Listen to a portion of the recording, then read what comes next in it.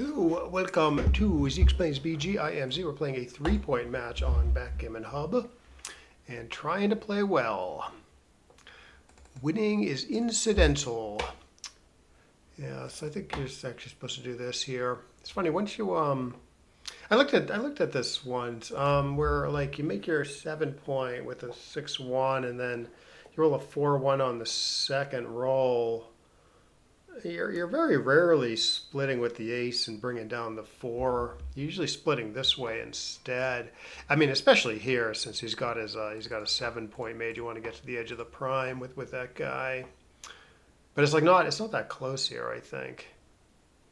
Okay, so let's see. I could double this at the score maybe. It's 3 away, 3 away. Yeah, clear edge. I got some pretty good threats. It's a little thin looking, but I'm gonna send it. This might be a little light. Who knows? He might pass.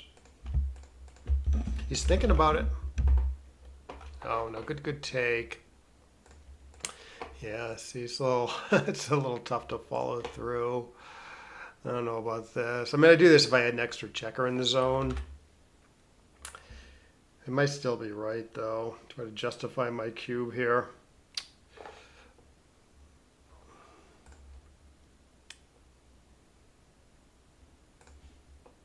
Well, I like the fact that it gives up the 8-point. Oh, would have worked. Would have worked much better.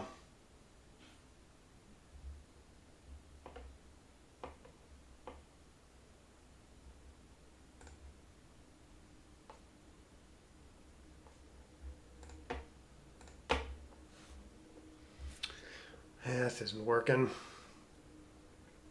Obviously, making the anchor there with the 3 is a play too, possibly a better play. Yeah, you should hit me a second time here because I got the blot in my board.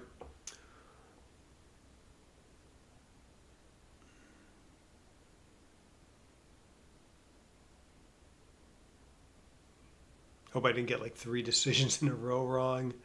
The double into 2 checker plays. Okay, I'm back.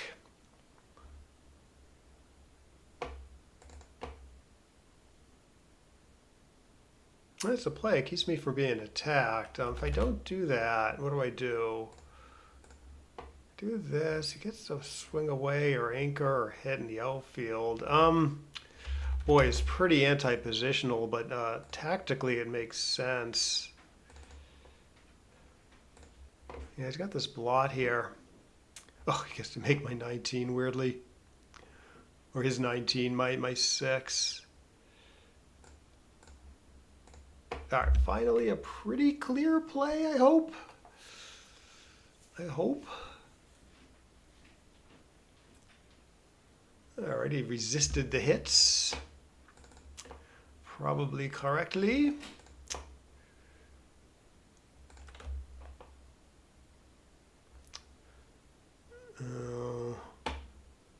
Okay, now he's up in the race by what, 13 pips? I take points of raw 25. Well, I can certainly take this. I shouldn't even cube, I assume. Only up 6 with a bunch of contact left. Yeah, if I had stayed back, it might be a little more problematic, but still probably a take. Oh, this is looking bad. Okay, so 7, 23 pips. Woof. Woof. 20, this is going to be a pass, it looks like.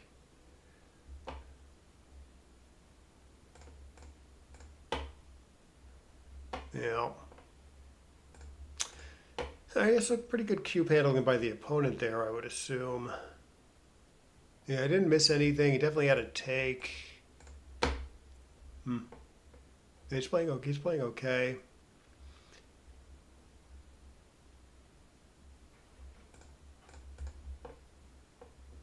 Which is maybe more than I can say for me, but we'll take a look afterwards.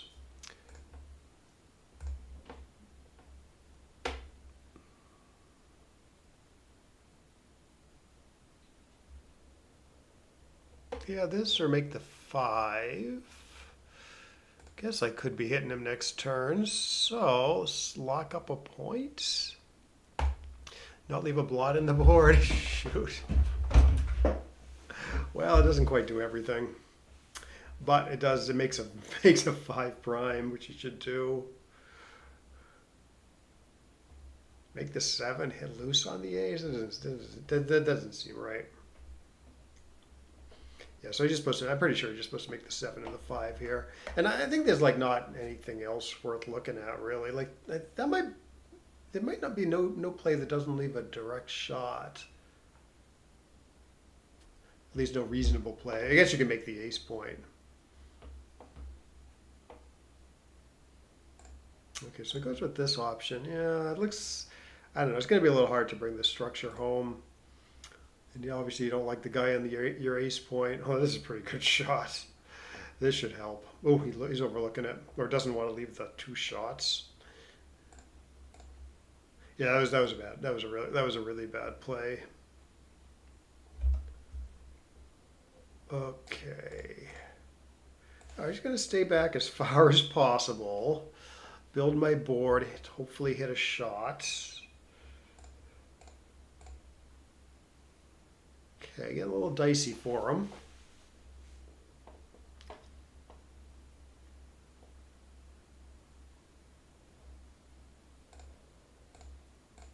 I assume there's some blot numbers here. 6-4.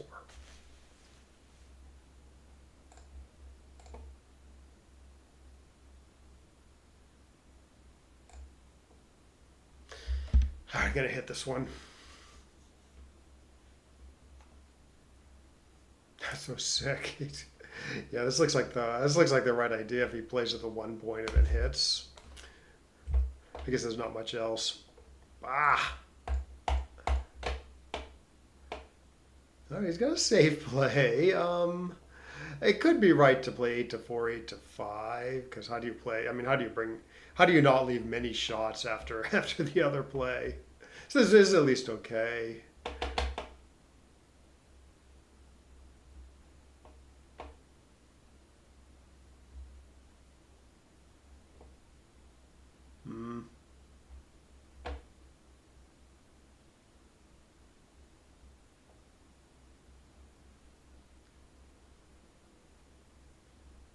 All right, gonna get a few blotters here. He should strip it down so, which is similar number of shots.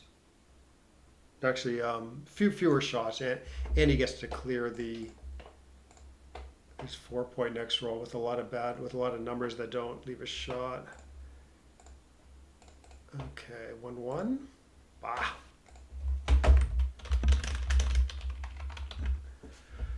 I'm just gonna resign like a gentleman. Yeah, I didn't play well. Yeah, I think that those early decisions, I think I must have got them pretty wrong. Well, we'll play one more after this. Try to cleanse our palate.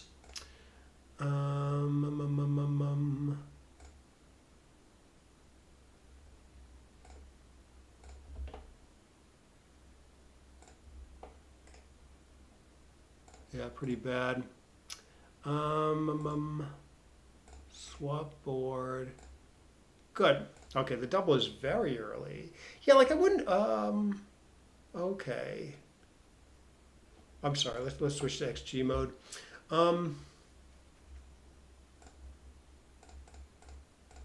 Yeah, 4-1. You look. Well, I guess it's not. I guess it's not too bad to do this, but it's 0.06. Sort of like the normal looking thing. Yeah, for some reason the computer. I mean, the one problem is he has a 7 point mate, so splitting with a 1 doesn't really do much.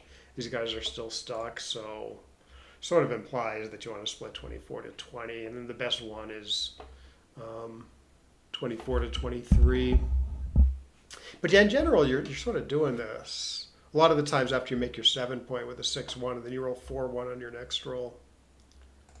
Even when it looks like pretty reasonable to do like the normal split. Okay, so this is fine. Yeah, it's just a little, I mean, he's got his 7 point, he's got no other blots in the outfield, and my attack's like a little thin looking. So even a three-way, we should be pretty aggressive. The computer doesn't like this. Yeah, I think if I had like one more checker on the 6 point, it would be okay.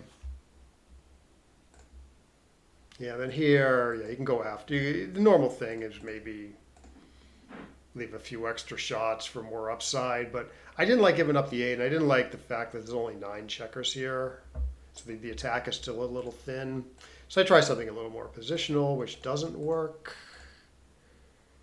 Okay, yeah, here you can lock up the anchor, or you can go after them. Against a strong player, I tend to lock up the anchor.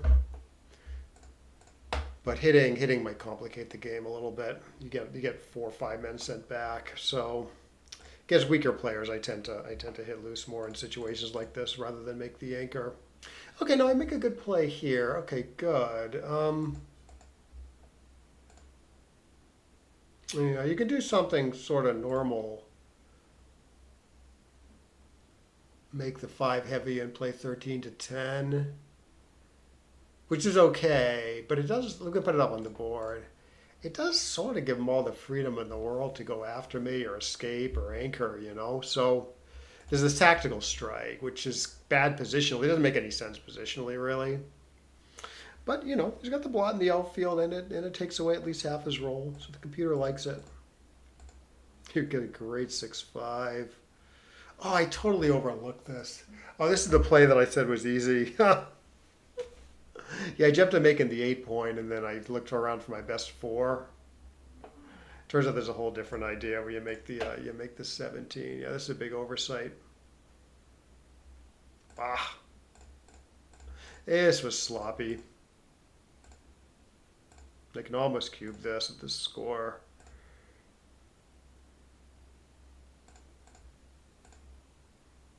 Supposed to cube this 7 pips, but I got no recube vig. And my take point's a little elevated, so yeah, the computer doesn't mind shipping it here.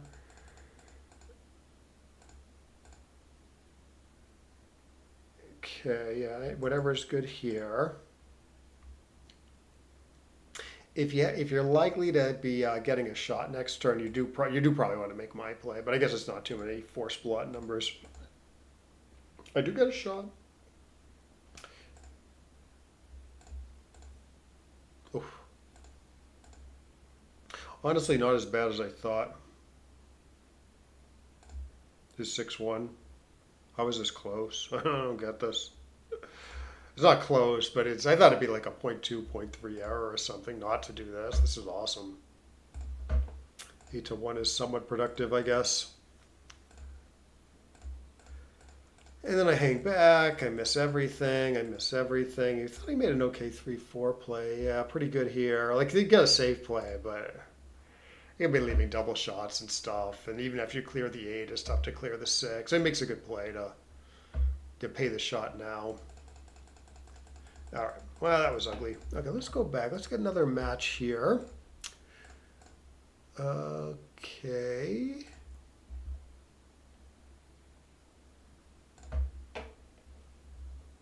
I think I played Karen many times. Not for a while though. She seems to be unavailable. Little Pente.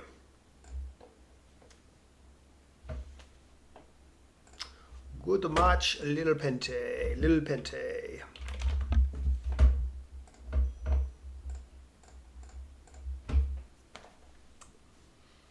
Yeah, one oversight that match, one bad cube. Was that it? Yeah, that was it.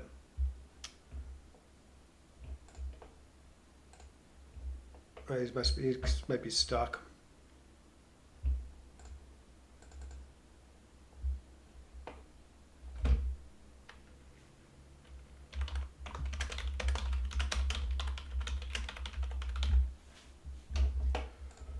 Yeah, sometimes this site gets stuck, but usually refreshing the browser page fixes it. There you go.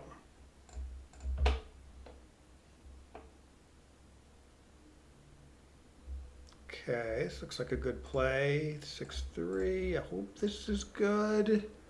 Yeah, you're hitting against the stronger board off the 4 point doesn't seem right. Yeah, against the stronger board. I guess I just want to play simply here. Get missed. He anchors probably. No, he wants to maintain some extra contact there. Reasonable. A little bit of an attack now, so if he doesn't anchor, maybe I can actually cube him. I'm not necessarily saying anchoring is correct, but I think I don't have a cube here, and I might have a cube if I might have some attack on him. All right, I think nothing wrong with this. Yeah, I guess that's best. If he rolls tiny, I can cube him. But he has a take on the race alone, so doubling against a holding game like that seems a little suspicious. Okay, so I'm up 11. He can take a little deep at the score in non-gammonish positions, which mostly this is.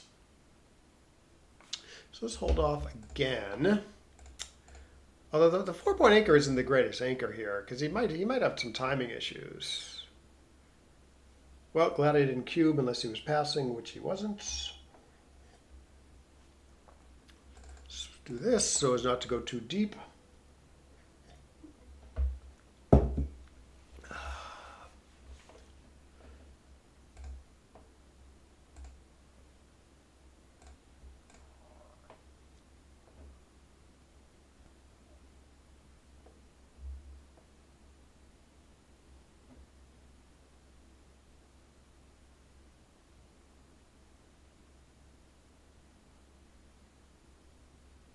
Okay, so 5-4 might be having some internet issues, but nothing wrong with 13-4 here. Yeah, this is okay. You can fill in. He needs to get at least one other guy on the 4-point, I would say. But he should be able to do it after this. Yeah, see, it's gonna be a little too thin on the 4-point, I think now. Like missing with 4s later might be pretty painful for him. Okay, there he goes.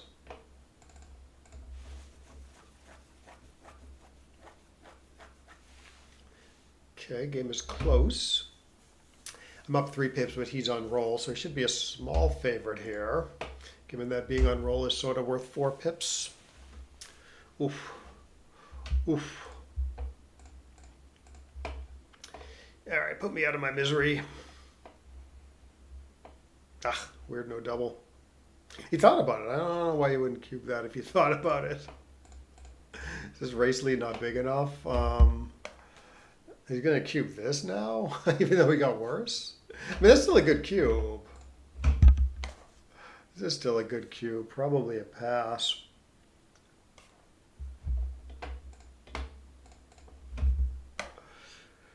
Probably a pass.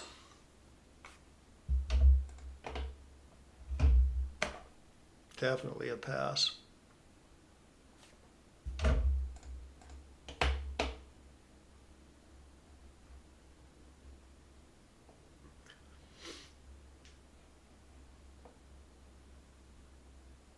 Yeah, it's weird. It seemed like he thought about cubing one time and then like he didn't think about it after that. Even though he got better. Oh, I didn't screw that up, did I? No. Good.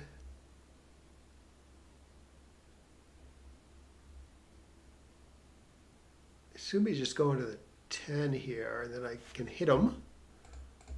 Yes. And then I can double a bad number. This is probably bad enough. Yeah, I got some decent threats here.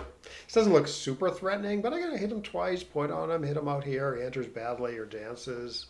These are all pretty big market losers. Okay, passes this anyways. Yeah, I would have taken that.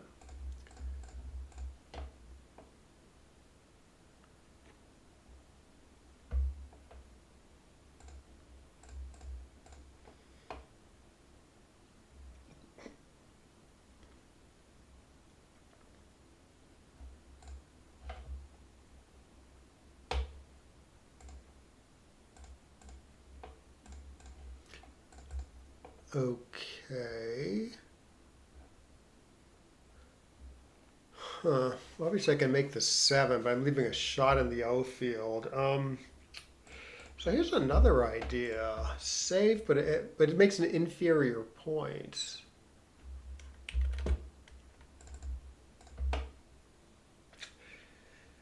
Two one is sort of duplicated. 3-2 is sort of duplicated. I wonder.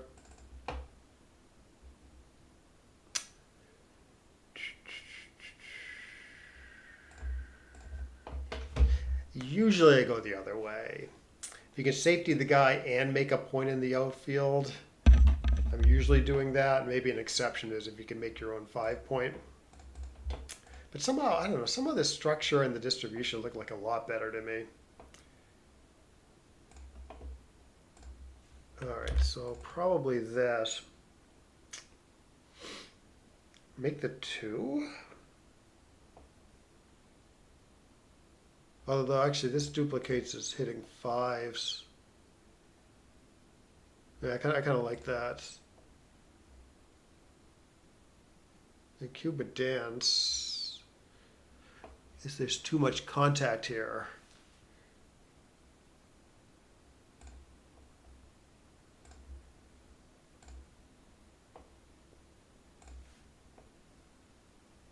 Maybe here though. Yeah.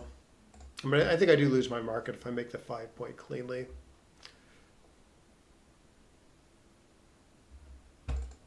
Especially if I can clear the midpoint at the same time.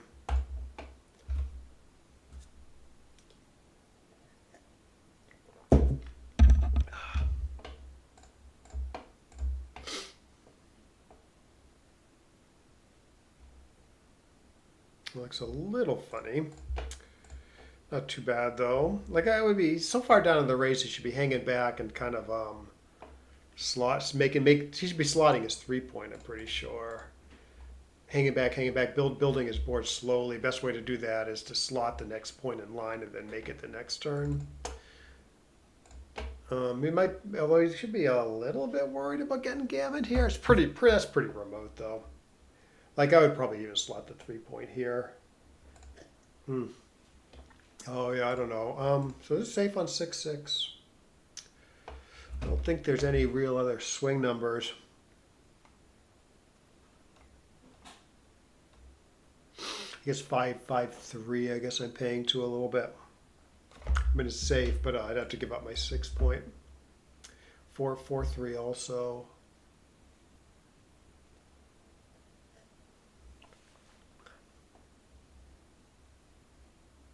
Good.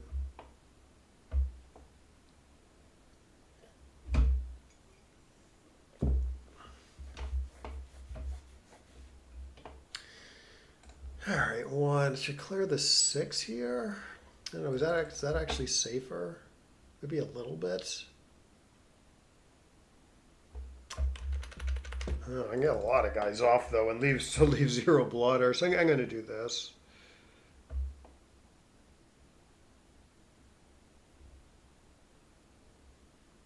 I don't rip 2. I think I do this and either rip 1 or play 5-3. Maybe I can slime out a gammon or 2 this way. It's also better if I roll like a 5-2-4-2 next roll.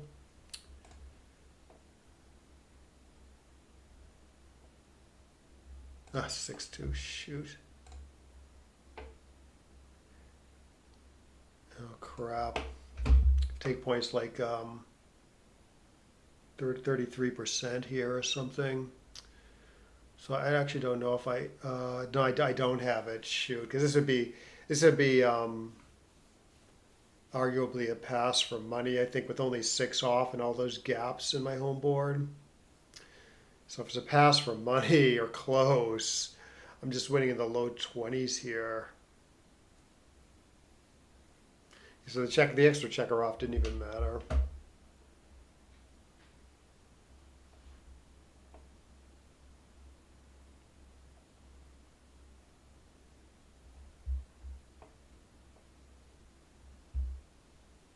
Yeah, two-way, four-away. It's 33%.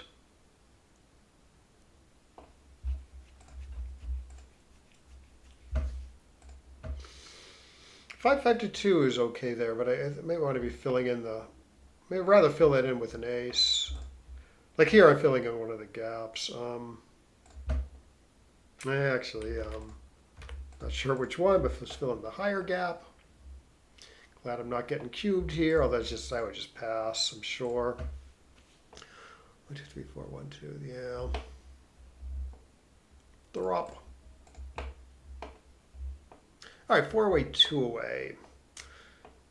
Hit him and then cube him next turn, maybe. Yes. Yeah, just due to the score. This is like correct or close to correct. Should be correct. I wouldn't pass it though. Passing seems pretty silly.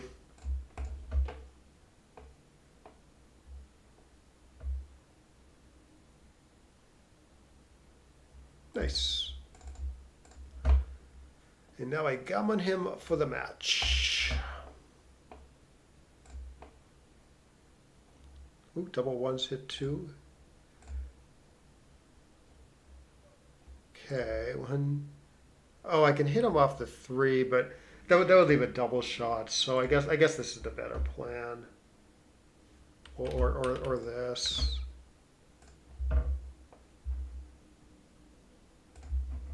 Ah. All right, I can still try to gammon him, I guess. Leave that there, tempt him to hit with the 6. I mean, technically best is probably this. Please run. Please run. Okay, makes a good play. All right, maybe I could still maybe power off a gammon here. The race is still huge. Well, I mean, what's he really hitting with here? Even 6-6 leaves him pretty exposed. 6-1. I don't even know if he's supposed to hit with 6-1 because he gets gammon more. 4-4 will hit.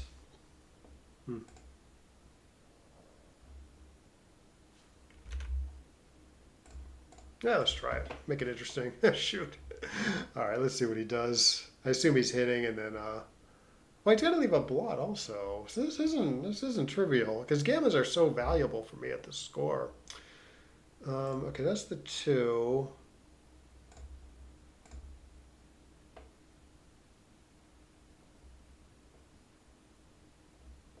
Nice. The guy will get out. Good.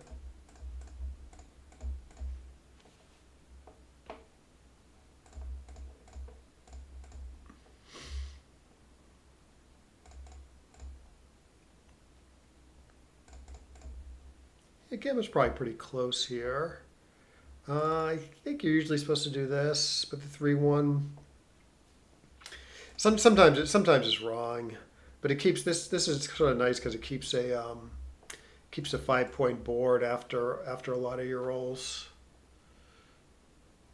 So you dance and then you roll something, and you usually have a 5-point board. All right, let's look at his technique here. He should play 19 to 14. 13 to 12. Yeah, I don't like 2 guys on the 8 here. So we just cross over to the 6-point, I guess.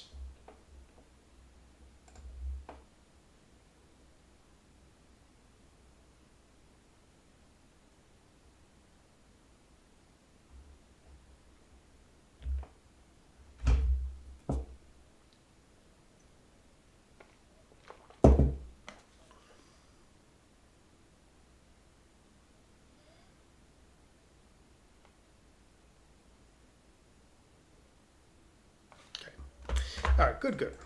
This was an easier match. Good.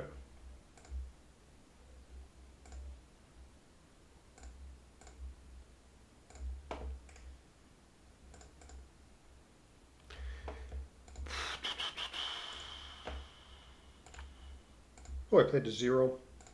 Not a 0.0, but you know, under a 1. Um,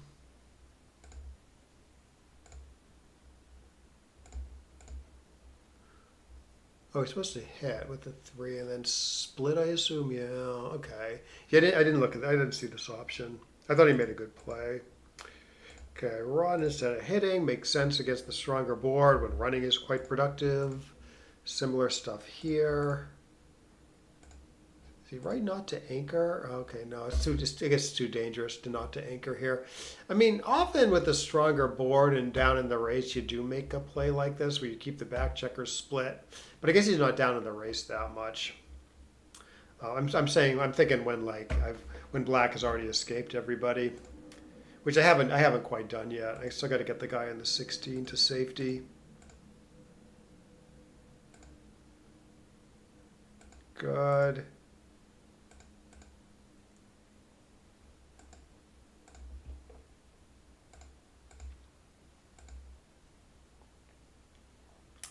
Okay, it does want to cube this. Yeah, I want to cube this.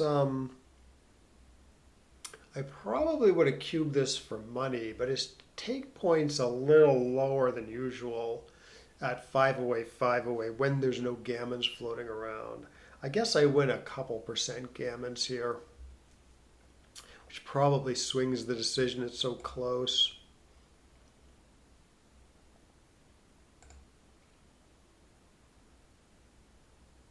8-5-2-1.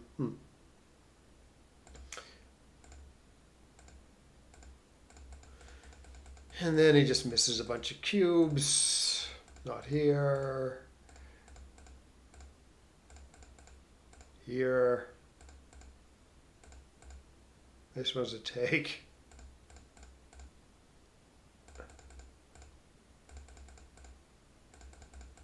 Good. Right.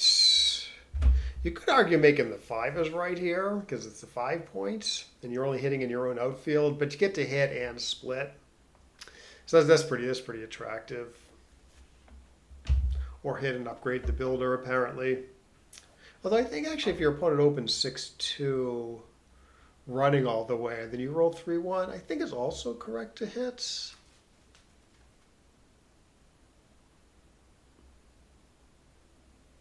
Yeah, in fact, I think we can see that.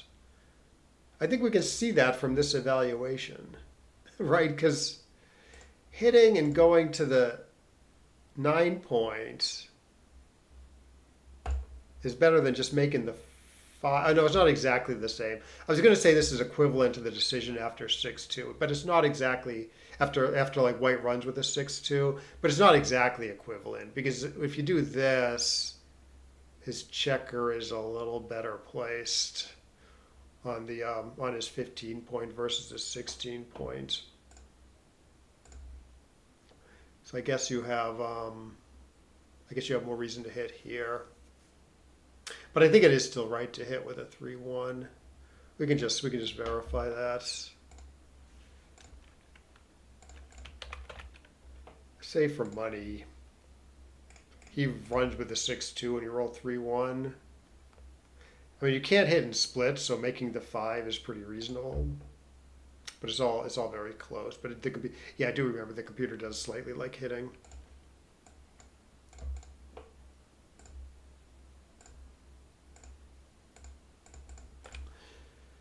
Okay, so I do that correctly.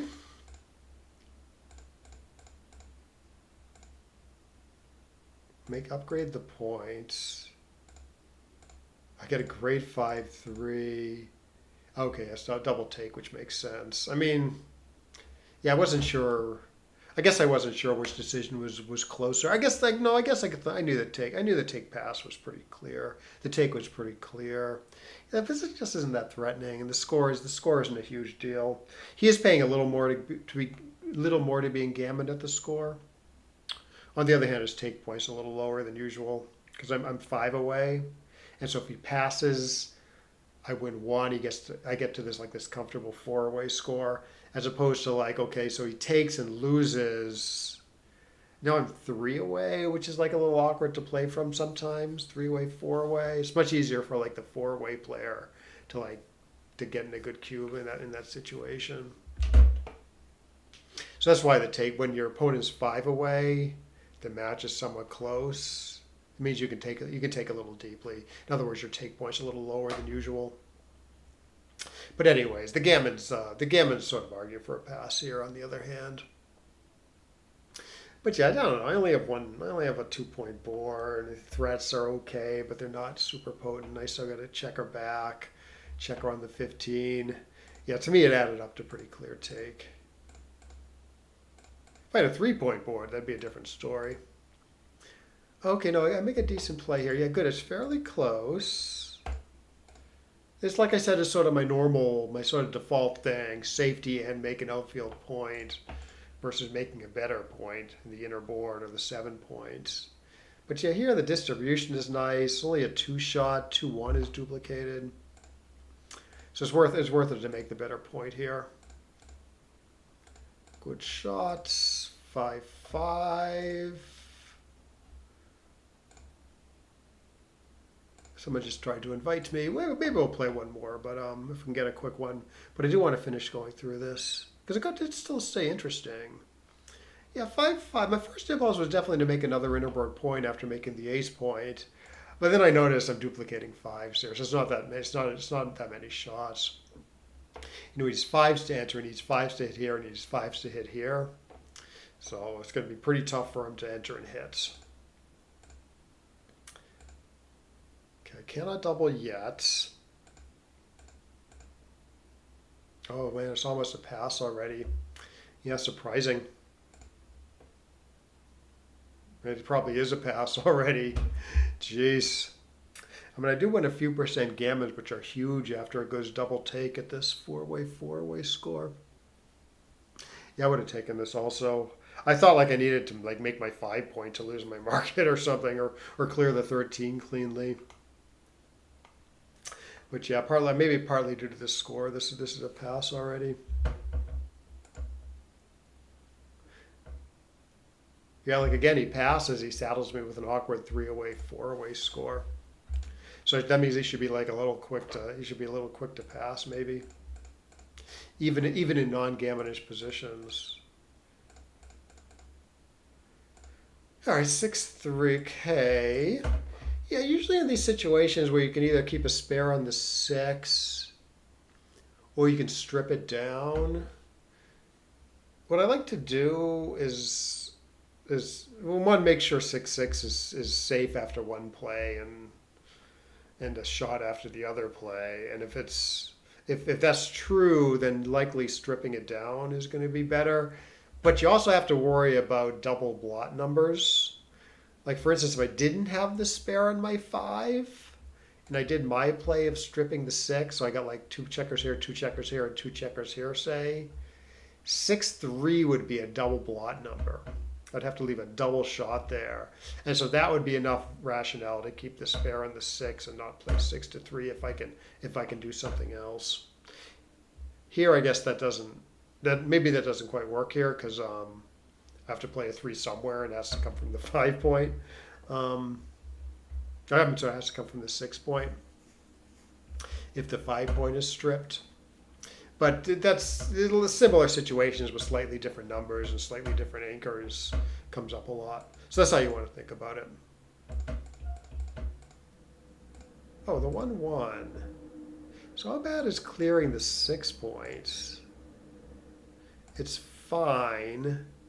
It wins the most, but you pick up a few slimy gammons if you start bearing off a bunch of guys. So the computer likes it, at least at this score. Everything's close here also. Yeah, I do this. Probably slightly safer to play 5-3 to do this. Okay, we can use the arrow notation. Safest, I'm pretty sure, is this. Well, maybe not actually. Because best for cubeless win is actually this play, which I did. It leaves 3 extra immediate blot numbers, 6, 6, 5, 5, 4, 4. But the spare the spare on the 5 isn't bad, and the extra checker off is pretty good for the win if you get hit. And obviously, it's good for the gammon if you don't get hit.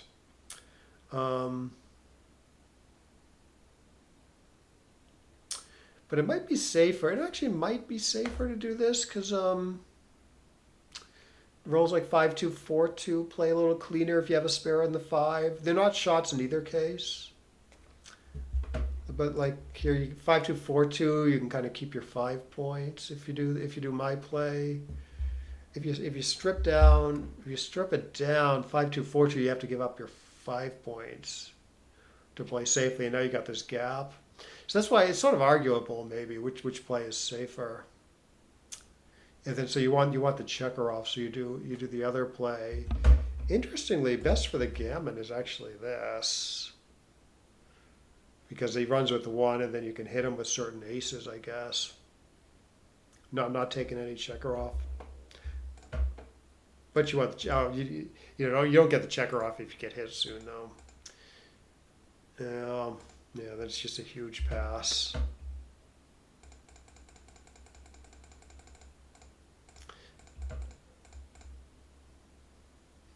Yeah, double take at the score, 4-way, 2-away. Very aggressive when there's gammons floating around. 8-1, okay. What did I do? I hit with the 5. Huh. Is the computer wrong here? Huh. So you're hitting with the 5 because you're really going after the gammon. You got the stronger board and it doesn't really play all that productively elsewhere. And then you got a choice on the 2. I mean, I kept the builders kind of spread out and, made a little upgrade in the backfield pretty reasonably. The computer actually wants to play 8-6 after hitting. So why it wants to do this to get another builder for like the ace points, say.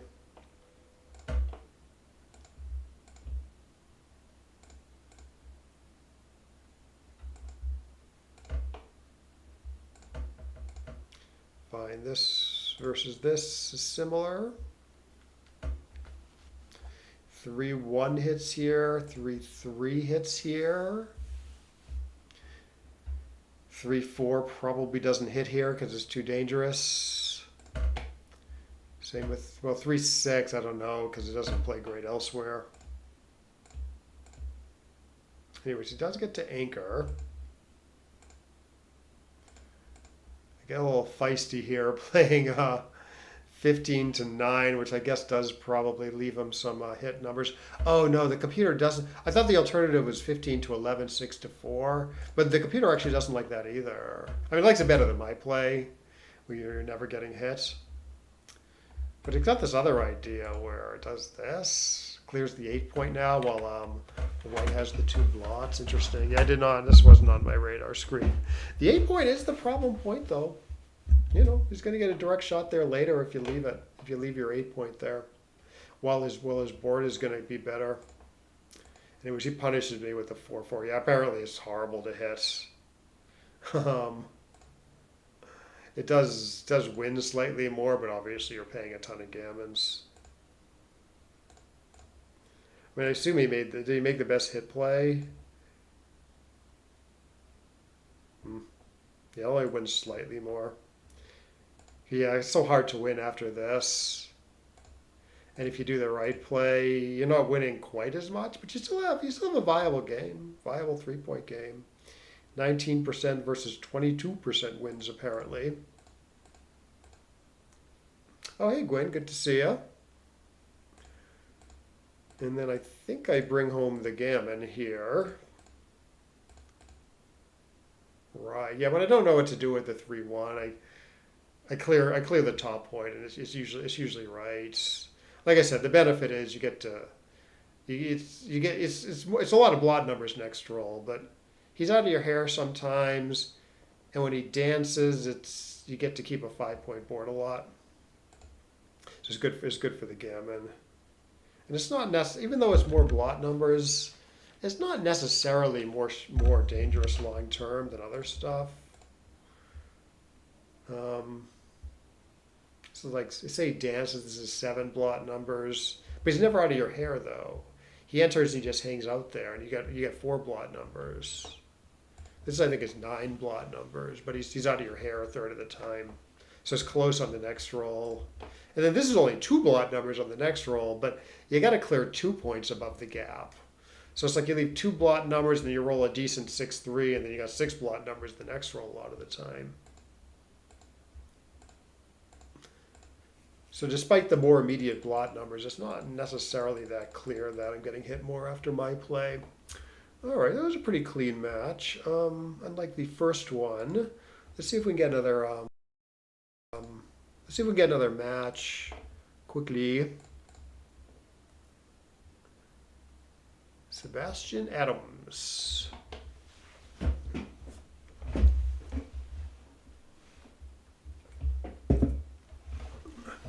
Good.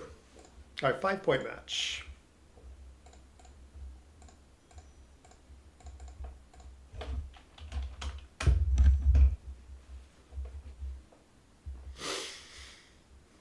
Okay, I think the normal thing is correct here. This isn't right. I was gonna say splitting to the 22 isn't too bad, but I think the computer still likes making the 7 here. I mean, there's some benefit to this in that I've escaped a guy, so he wants to cover my he wants to like provoke a little more contact. So I don't think it's as bad as like usual. But also, I think you want your 7. But I'm threatening to escape the last guy, right? So that seems like a reason. That seems like a good reason to make your 7.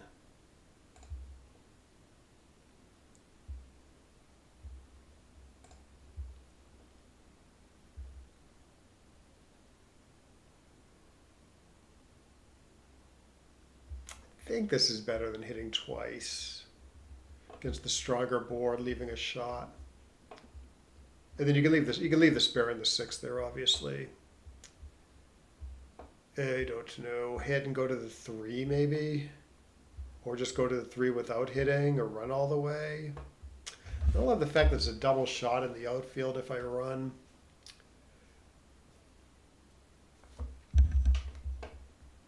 I don't know. Yeah, let's try this. Maybe it'll work. Did not.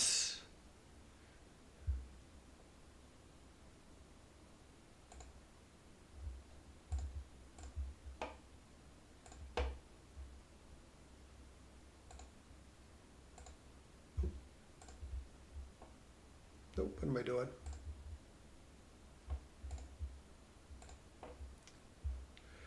What am I doing? Probably making the 9. Good.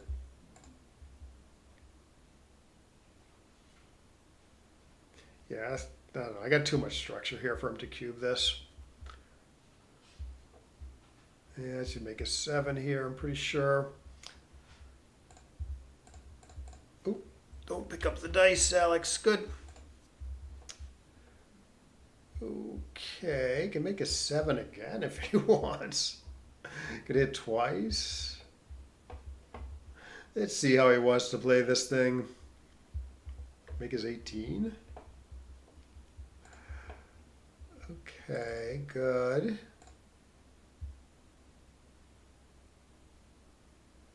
Yeah, I'm probably winning here.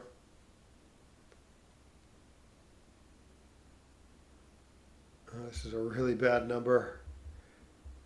Oh, I got too many problems to cube this though, I believe.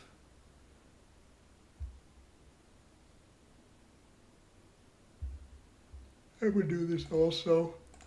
Ah.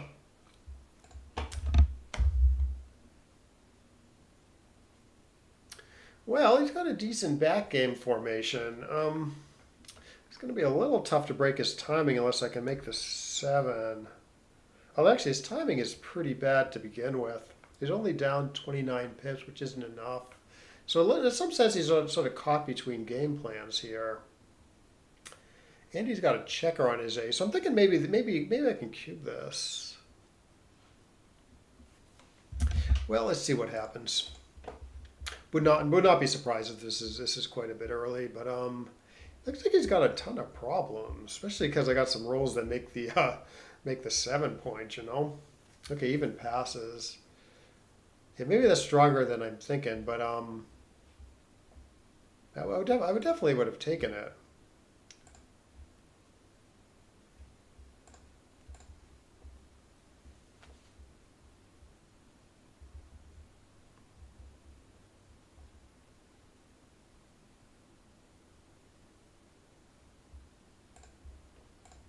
Oh, Cuba dance maybe. 4-way, 5-away could be a little aggressive in gammonish positions. 4-way, 3-away. This might be a pass already.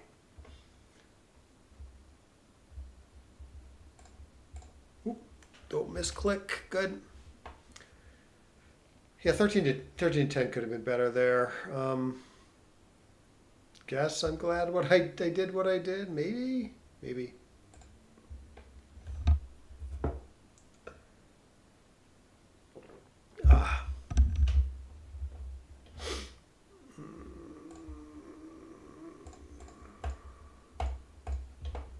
So I didn't even see I could make the 3, although this is probably better anyways. All right, let's try to pay attention though. Yeah, I saw like 2 candidates and I didn't look for a third.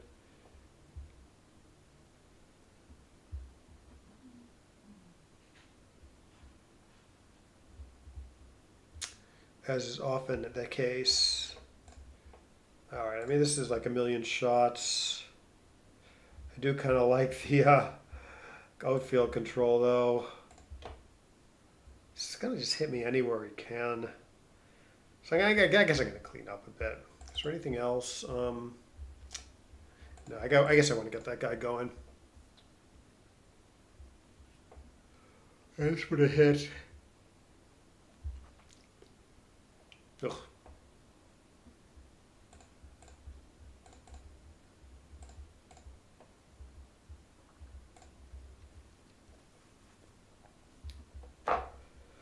All right, let's see how he wants to play this. Is he hitting me or is he running?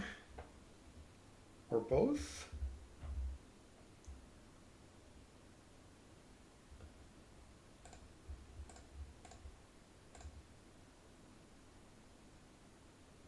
So let's see, 4-away, 5-away.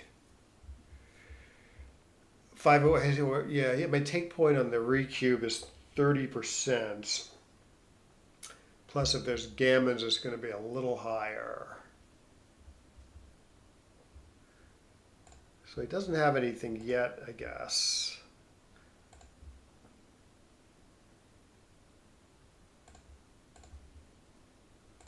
Because I'm too far from the take pass line, given all his issues with this blot here. Oh, and the race is quite favorable for me. Yeah, there's no good duplication play. Okay, so does this hit?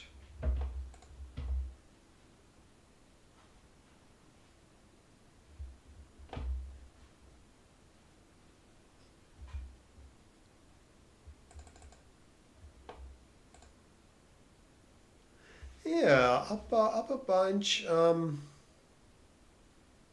there might be another play here though. These points are pretty hard to play from. So despite the fact that I'm further back here,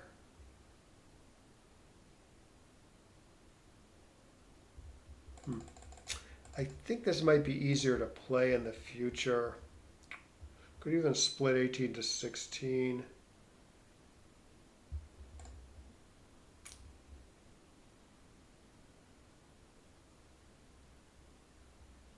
Yeah. Unless he rolls 4-2, 4-6, maybe 4-4. Oh, 2-2 hits also.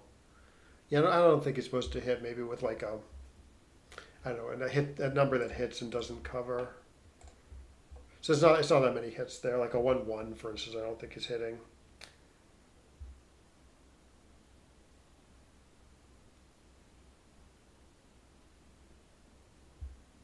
Or I don't think he should hit. I win one.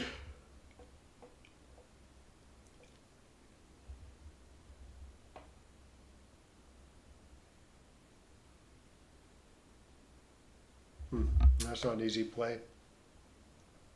Could just make his three, keep all his points where they are, you know, for as far back as possible while he's down in the race, and makes a 4-point board. Got 6-1, 6-2 as blotters.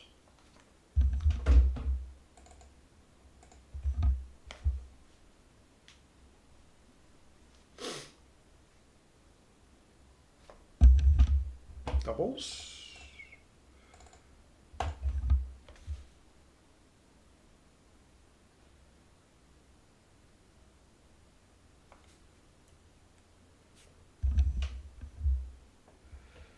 All right, so probably I'm leaving him nothing,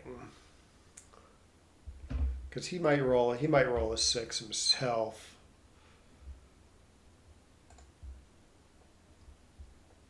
Even though it's not super dangerous to go with his blot there, now it's super dangerous to go.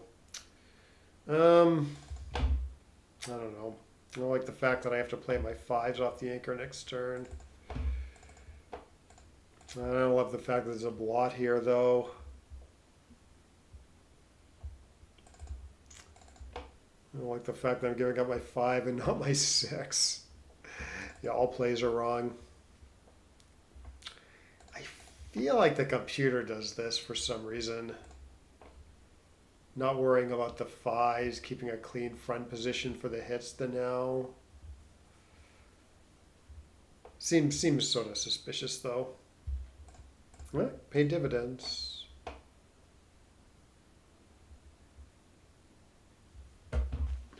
Deuce. All right, so what is this? This is just 6, 6, 6, 1, 6, 4. It's kind of a lot. This is just 6, 1, 6, 6. It's kind of harder to bring home, though. Okay, so 6, 1, 6, 6. There's 3 shots versus what, 5?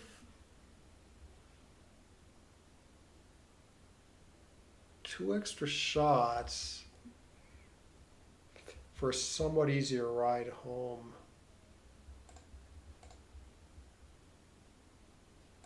I mean, it'd be worth 1 extra shot. Yeah, that's what the other play would have worked out a lot better. All right, so let's see. This is 9s and 10s. This is 8 shots. This is 8s and 9s. It's 11 shots.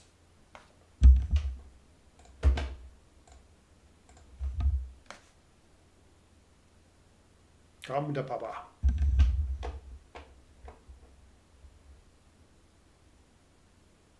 Good. Had it all the way.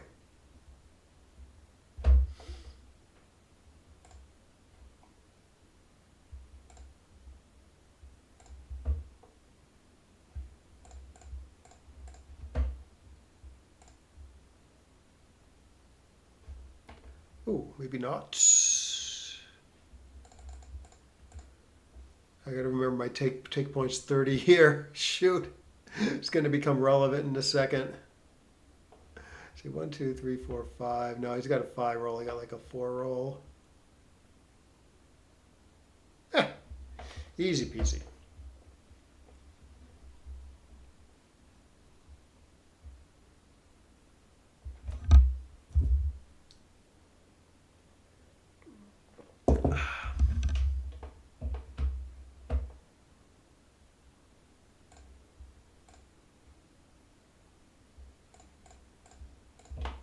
I think he can do this after a 5-3. Don't get attacked here against this sort of blitzy structure.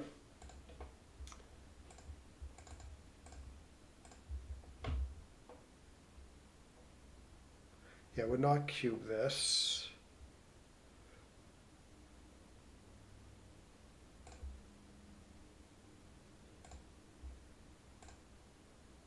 I mean, it looks right. What else?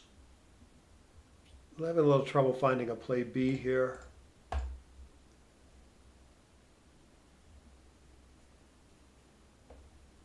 Oh, good, 2 duplication here. Very nice. I rolled a 2, but I got to enter with it.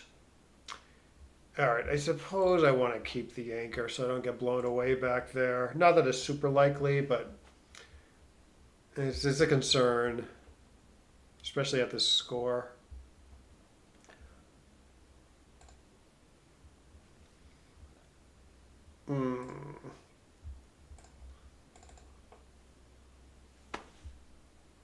I don't know. I don't want to vacate my midpoint or screw up my home front too much.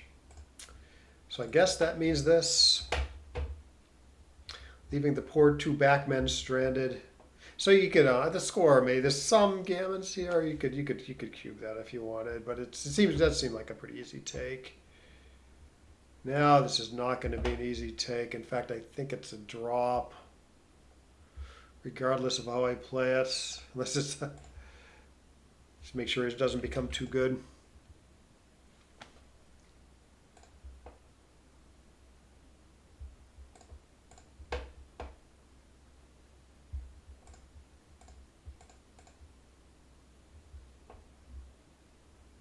I don't know, could be a take, I guess. Maybe if I split. Yeah, we will take a look at the computer analysis. Is it going to just make the anchor, or is it going to split and provoke contact? Okay, it just makes the anchor reasonable. Great shot. Ooh.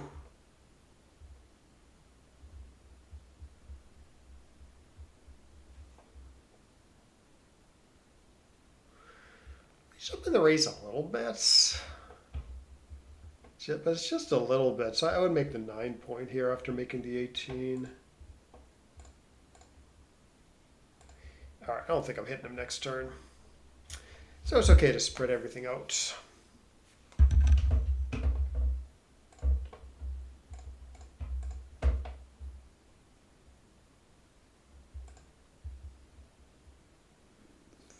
To 8. I wouldn't play 8 to 4. I mean, I want at least 1 spare on my 8 points. So that was a good play. All right, so my take point here is it's around 20% if I don't get gammons.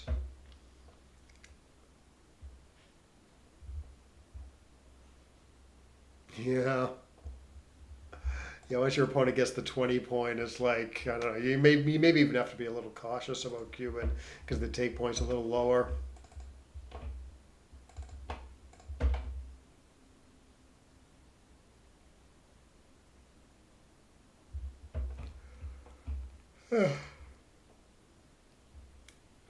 All right, I don't think I'm running here, opening myself up to a few gammons.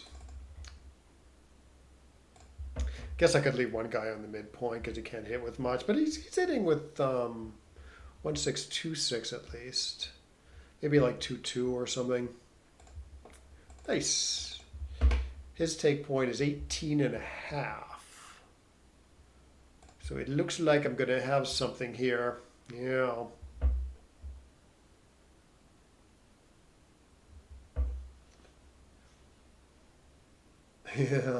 Yeah. You'd think. I mean, people fall into this trap sometimes where because you're doubling like super aggressively at 4-away, 2-away, you like double stuff that's not double stuff that's like not that gammonish. And then you can easily make like a big error like that. Like you might think, okay, because so much stuff are doubles at that score, that it's hard to make a big error by doubling. But it's really not. If you get too feisty with it, and it's not gammonish, like I said. Like I've done that same error. I've seen other people do that same error. You make like a 0.2, 0.3 thing. So you gotta think even at that score, which I hate doing.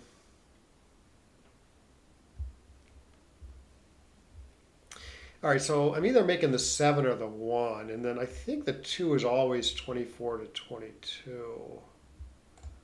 So let's do this and then think about the 6. Yeah, gammons only go one way here, so maybe the ace point goes down in value somewhat. I see, yeah, 6-2 splitting down. 0.008. Yeah, but there are some gammons there.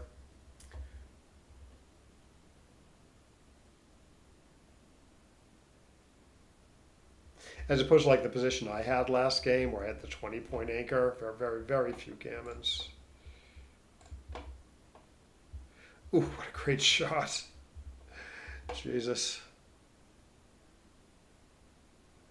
Yeah, I guess at the score you could try this, but I would just still make the 20-point. It's kind of a cheesy loose hit there. Hitting off the 2 when the 3-point is open. Hitting with the last builder on the 6. Hitting while you have this other productive 4 elsewhere. So yeah, that was wrong. Fake deuce. Oh, 9. I forgive you. Alrighty. So anchoring looks pretty key. I guess I don't want to hit here, giving up my midpoint and leaving kind of a double shot.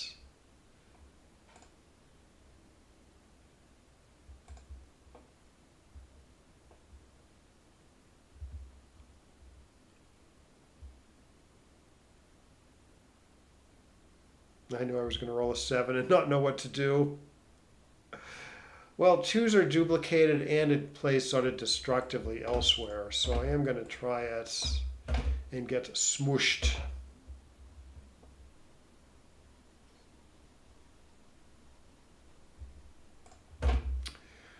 Oh, this is a mess. This is a goddamn mess.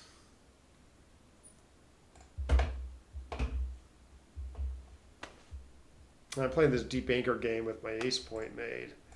Terrible.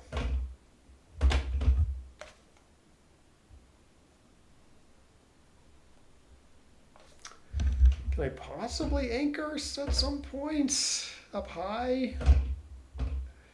Probably not after this roll.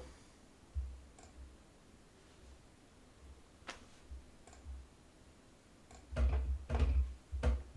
little bit of reprieve here. It's not clear how he should play it. He's got a 2 duplication play. He can play 20 to 14, 20 to 16, and duplicate my hitting 2s. He goes with something safer. This looks pretty bad to put a guy in the ace. But I actually don't know how it compares to the other stuff, which is all pretty bad also. Feels like there's something better there. Here he should hit me. He might be overlooking it. Nope, he sees it. Or make the 7, maybe. Making the 7 may be better for the win.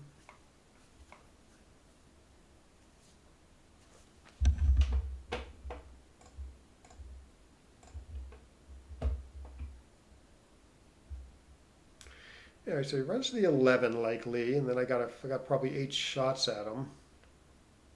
8 shots. Don't know.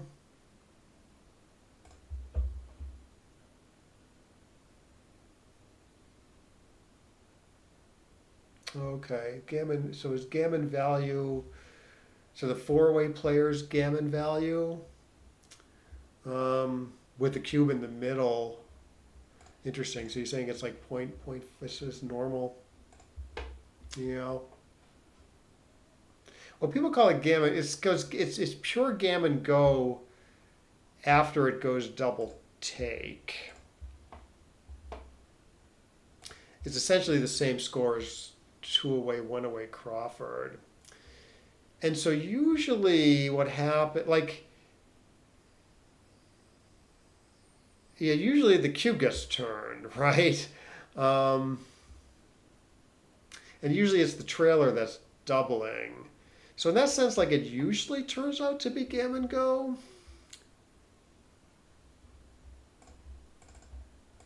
But yeah, that is interesting how it's just cube in the middle is just 0.5 or whatever.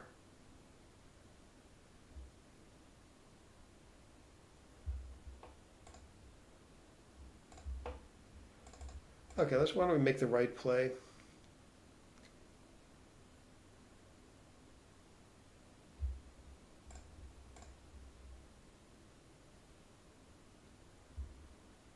Oh, I'm sorry. You're talking about 4-1. I thought you were still. Sorry, I thought we were still talking about. I thought we were still talking about the 3-1 game.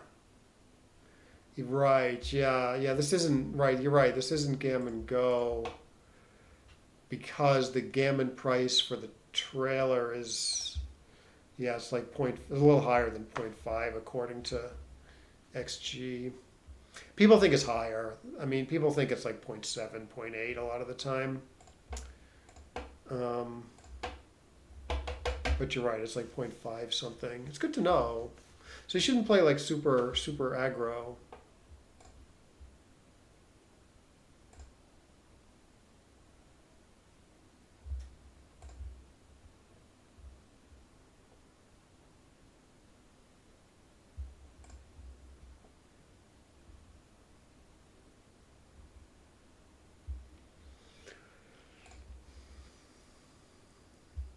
Hmm?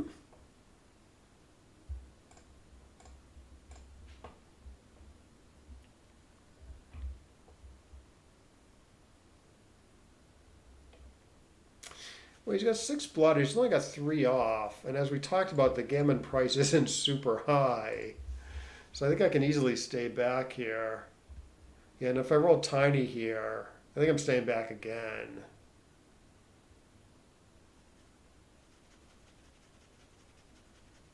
I see.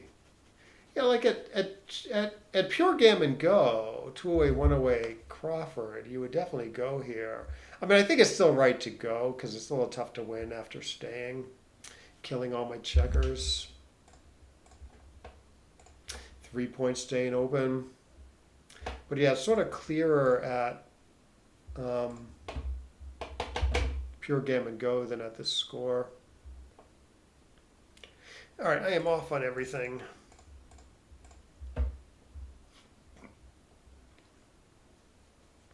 Yeah, I remember asking Marty Storer. I mean, that like what he thought Marty's like one of the best players in the world. I asked him what he thought the Gammon price was at this score, and he didn't know it. He thought it was higher. I mean, he wasn't way off, but he thought it was like a lot higher than point 0.5.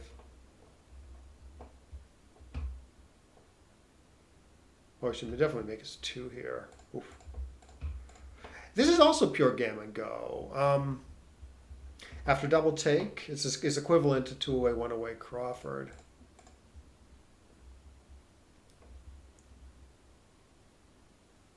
Five one three, right? I think I remember that now.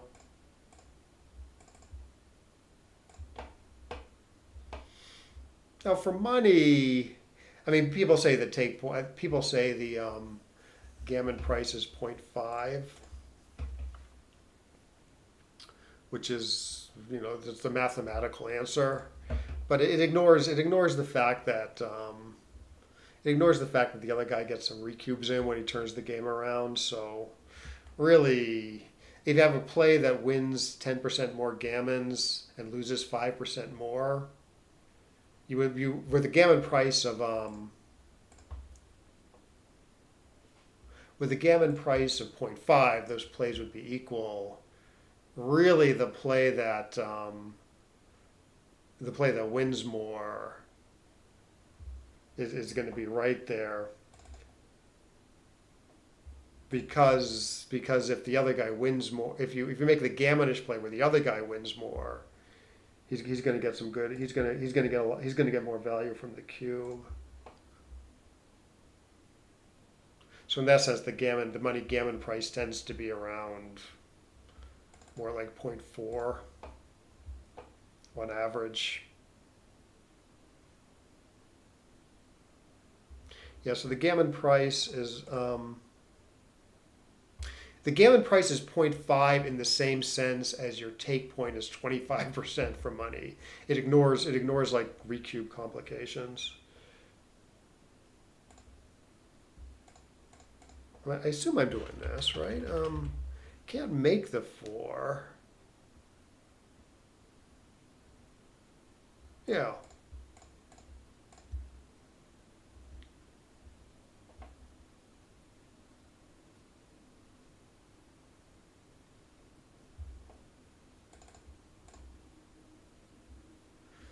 Well, let's see how he's playing this. Okay, he's going pure race. He is sort of winning the race.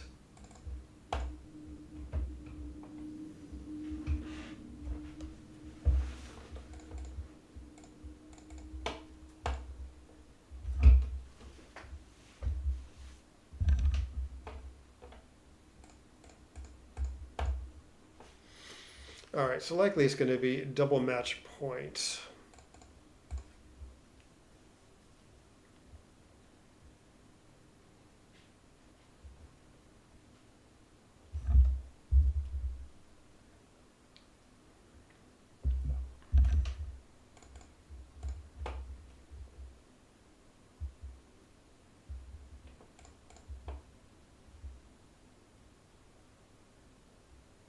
Ooh, ace.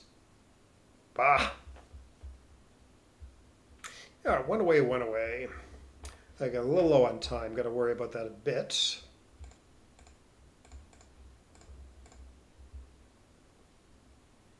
Okay. Huh. Devalue gammon losses, I see. The gammon losses are what provide you with the pass. Yeah, I think your second comment there is how I normally think about it.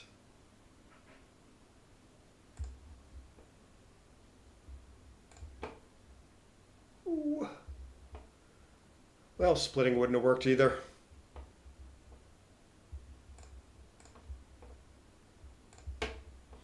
Oh, God, he's crushing me, Jesus.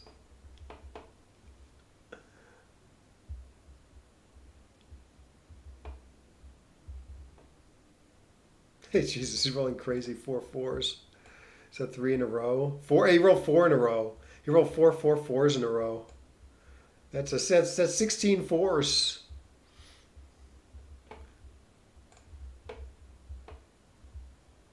Oh, hey, X. Hey, welcome. I don't know either, but you are welcome. Did you play backgammon?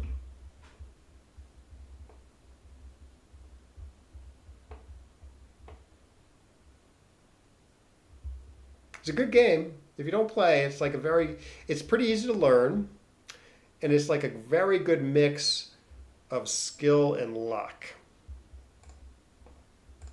Kind of like a perfect mix of skill and luck.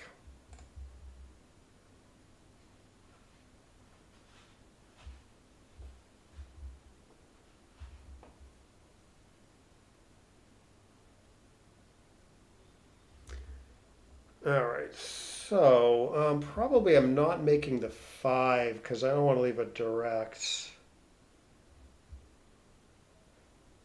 So I guess I'm doing this, sort of blocking his 9s.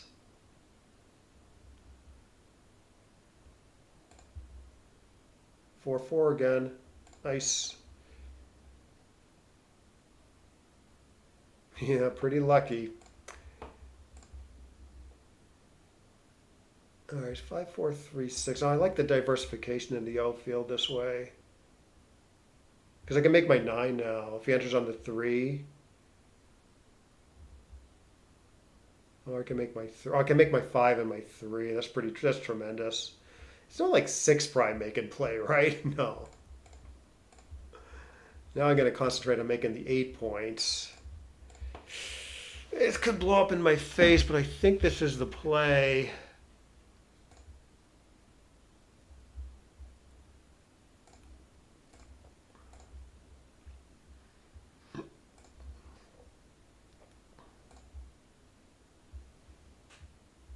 Oh, I'm a handsome guy. Thank you. That is, well, my partner tells me I'm handsome, but it's the first time I've heard this on stream. Okay, so I got one more. I'm wondering about hitting him here, actually. Try to pick up another checker. Could get a little dicey if he rolls a deuce, though.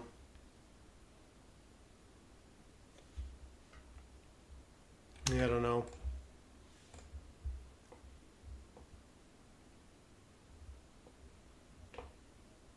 I didn't overlook anything with the 5-5, did I?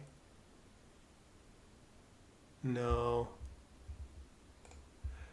Okay.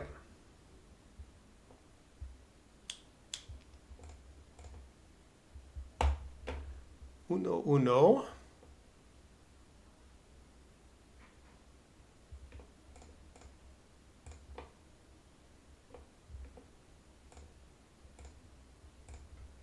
Okay, simple plays for simple minds. Guess I got to keep a the distribution of builders is not that bad, so I'm gonna keep a closed board there, and I got to worry about the race a little bit, so I'm not gonna clear the 6. I don't think I'm ripping 2 either. Maybe that's too desperate. He's got, let's see, he's got 4 and he's got 15 crossovers. So maybe this is good. Maybe this is good enough for the race without taking on too much extra risk. No, I don't know. I mean, I've got an even number of checkers, so if he enters, I'm probably not missing. So I guess maybe I don't need to take the risk of taking the guy off. The risk is pretty slight there, though. So it's sort of hedging a bit, you know. Yeah, so ripping might have been right there due to that, just due to the fact that it wins, it loses fewer races and only gets hit slightly more. With the odd even thing, I don't think it can be a big deal.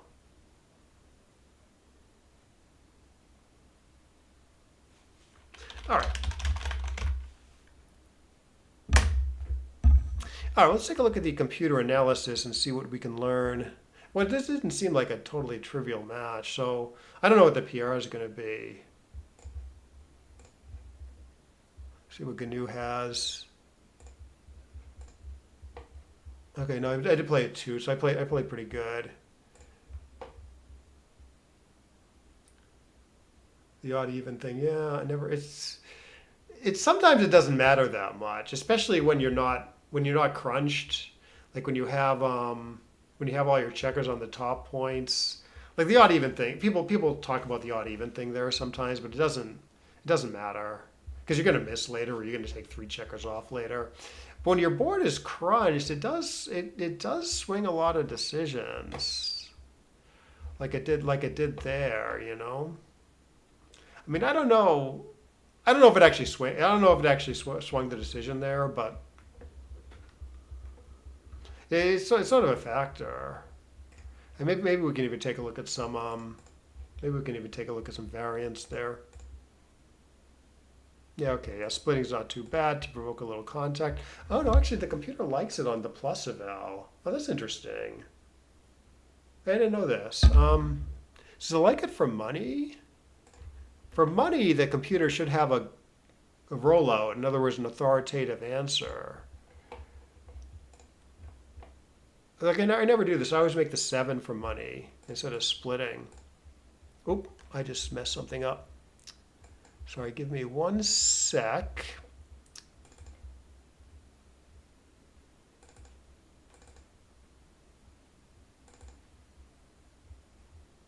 Okay. We are back. Okay, so what I was curious about,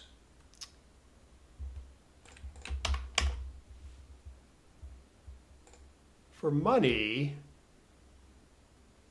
split to intimidate your checkers from your midpoint. So so it's probably wrong. It's probably wrong to split. But I think I do see your point. You have more incentive to split here than you do normally, because I have this big stack on my midpoint that I'm going to be unstacking into my outfield a lot. And so you're going to get more shots at those guys if I do in fact do this, if you're split. But on the other hand, I got 1 man back, so you want to block that guy better too. But no, apparently for money it does. I am right. It doesn't like splitting. So this is like a rollout. So it's a more authoritative answer than the plus eval, which is like it's like a truncated rollout. So the plus eval is probably off by a little bit there. Wait, is this the right match? I don't think this is the right match.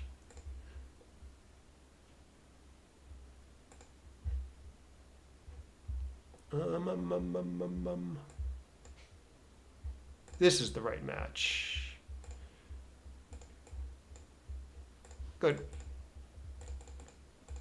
Okay, yeah. So this is a decent roll. Running because I've escaped the first guy, so I want to try to escape the second guy. He hits me. I normally would keep the spare on the 6, like so. Keep the spare here.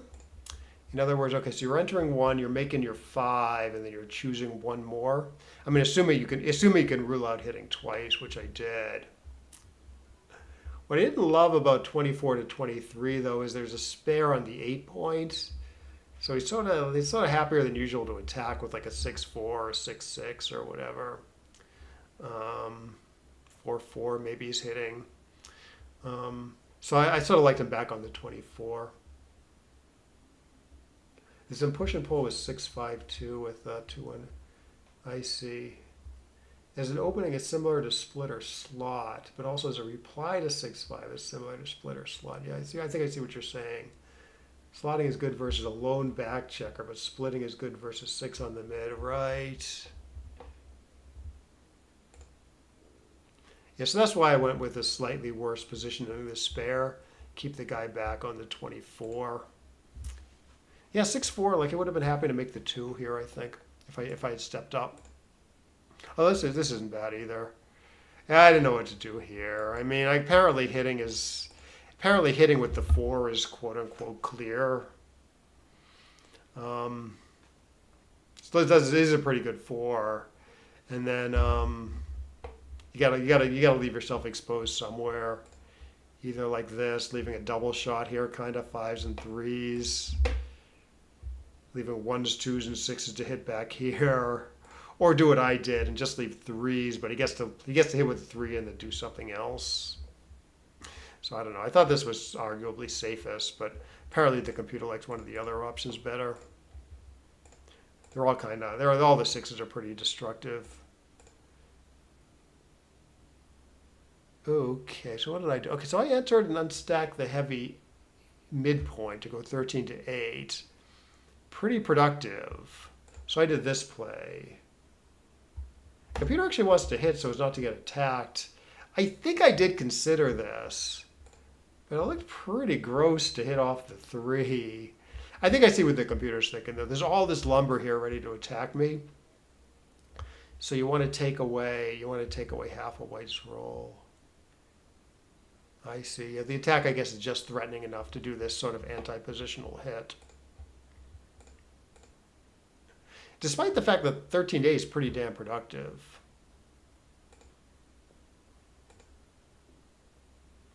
All right, make a new asset here. He should just make the 7 here, but he goes on this hitting adventure, which doesn't work. So I wonder where my blunder is going to be.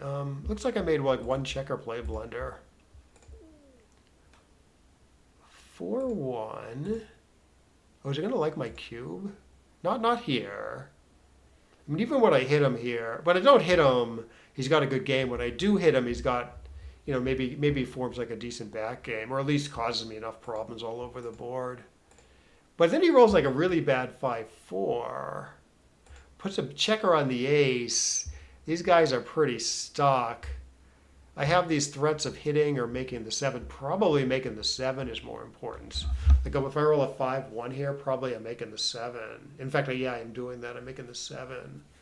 Just really locking in those 5 guys. And even like if I just escape cleanly, say, his timing is really questionable for this 3-4 game. He's only down 30 pips. So his back game race would be very bad. And so apparently that all adds up to enough to make it a double or close. But still, he still has some action against these back checkers. And he still might get okay timing for some sort of back game or holding game. So yeah, computer thinks it's a pretty big take. 5-4, is that right? Yeah, just like his 5-4 play. 8-3 is not too bad. Going all in on the back game plan.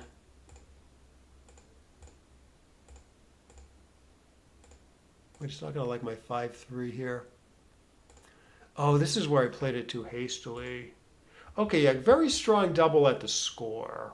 It would be closer for money, even though I'm up in the match here, because I'm 4-away. It's 4-away and I'm just ahead a little bit, so I should be quite aggressive, especially when this gammon's floating around. But he still has a take. Yeah, I split instead of doing this. 4-2. Oh, yeah, makes the 3. You know, I sort of jumped at making the 18. And I thought the alternative was making this 21. I actually didn't see making the 3 at the time. Although, to be honest, I might have made the 18 anyways. Maybe not. Maybe I would have been able to find this if I thought about it. Because he got no offense, so even the backmen split all over the place isn't necessarily that dangerous, especially since you're putting him up on the bar. So maybe you do this and up the gammon somewhat. It does like this for the win also.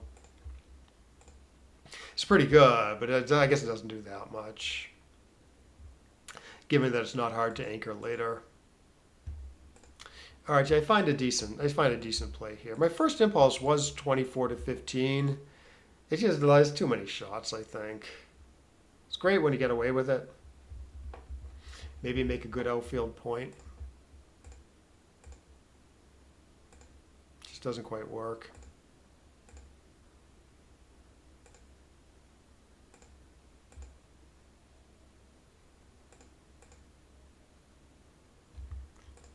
Four. Okay, I thought about making the 14. This play. I don't like leaving the back man too stranded though when it's like a little stuck. So I go with this play. Let me. This is confusing. Let me put it up on the board. I go with this play. Apparently the computer thinks this is close. Oh, saving a 6. I guess I didn't save a 6, but it's all very close. Like my play, I might be pulled off the midpoint inconveniently with a 6-2 next roll or something. Which the computer's top choice avoids that. Yeah, okay, I find a decent play here. So I am up, okay, so I am up in the race. So yeah, so the computer does like disengaging from the back sort of normally, which I'm usually going to do. I thought it was a little difficult to play from this formation, so I find a different idea. Giving myself some flexibility. If I can't clear the 18 soon, maybe I can clear the 11 and get some more time. So it turns out the plans are pretty close. Along with this play, clearing the 13 and not leaving a shot in the outfield.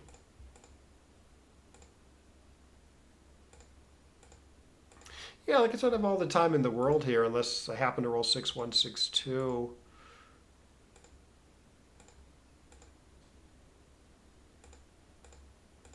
Is there something interesting here? Oh yeah, I did think about 18-7 here, just because he has the blot and it's just not that. I mean, if he hits me, I get kind of a deadly shots back at him often. But no, I mean, you can just do the normal thing. He has to make some concession now often if he rolls a 6 especially, which he doesn't. He rolls a decent number, right? I mean, this felt a little wrong to me at the time, to be honest, to do my play, because okay, he rolls small, and now I'm pulled off this anchor with both 5s and 6s. 5-1, for instance. I gotta give up the anchor. But the benefit is, you do my play. You have this clean front position, and you're hitting a lot next turn, so you don't want the blot in your board. And you prefer this to this also, I think. Maybe not if you hit.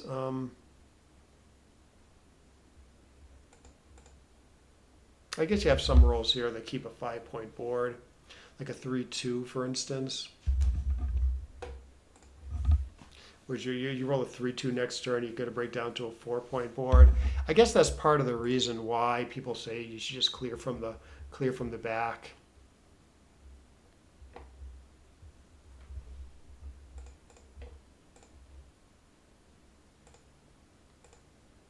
Anyway, he does leave me a shot. I do get to hit him.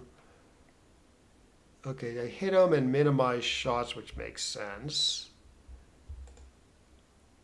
It was a fairly big difference. It was two extra shots. So I don't want to pay the 2 extra shots for arguably an easier ride home. Yeah, similar stuff here. You can get a little closer to home by playing 18 to 17, which is good if you get missed because you're closer to home. But it's not worth the 3. I think it was 3 extra shots. Be worth like 1 extra shot and maybe 2 extra shots.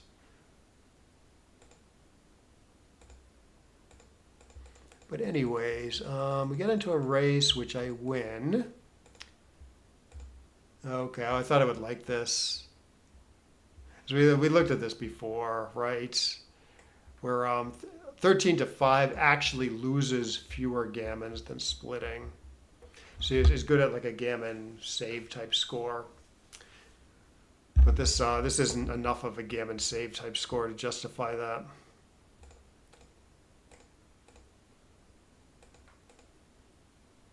Oh, you should play 13 to 7, 6 to 5. Yeah, he's sort of splitting into an attack here. Oh, it does want to split here. Really? Oh, that's interesting. I was really leery about doing this play because I didn't want to open myself up to attack at the score where he wants to gammon me really badly. Yeah.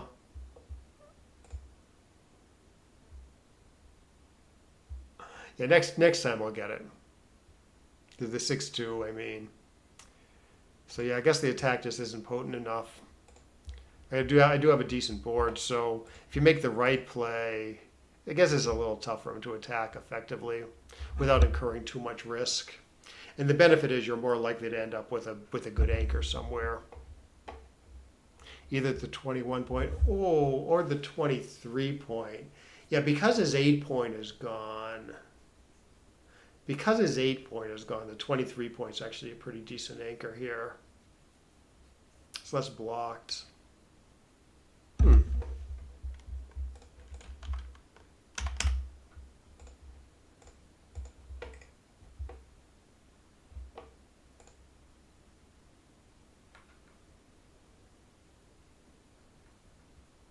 Yeah, here it does keep the anchor.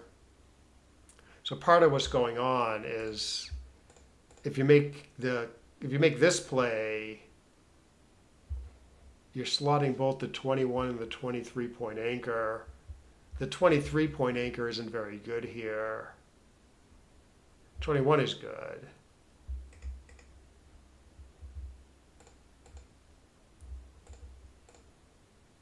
Both the 21 and the 23 point anchor is pretty good here, right? I guess I didn't see that aspect of the position. Because usually the 8 point's made, right? So your brain is trained to not think the 23 point anchor is that good. Because the 8 point's almost always there out in the opening. And another time that comes up is sometimes like, okay, so you get cubed or something, and you have like decent structure up front. Like you have your 5 and your 3 point made or something. But for whatever reason, your 8 point's gone. You gave up your 8 point earlier. The position might feel stronger to you than it normally is. Because you're looking at the 5 and 3 points that you have, say, and you go, oh, I made all this progress. But you don't think about how you don't like give enough weight to the fact that your 8 point is gone, and that like completely screws up your position. So I've seen that before. Oh damn it! I think I loaded the wrong match again.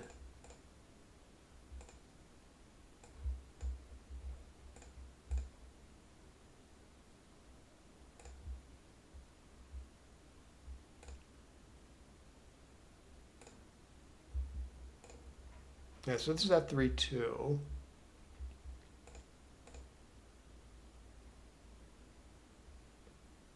Okay, he runs correctly. Okay, well, I want us to keep the block. Okay, so say you make the ace point with the first two. computer wants to actually keep the checker on the 20, so you have some chance to make that and you cover white's outfield pretty well. Versus my play of kind of stranding the back checkers and not having outfield control. So I guess I can kind of see this. Yeah, and it's just a big pass no matter what I do with the 3-2. Cubeless apparently is to split. But it's pass either way. So there you might want to think about, oh, what play is my opponent least likely to double after? Which honestly is probably splitting.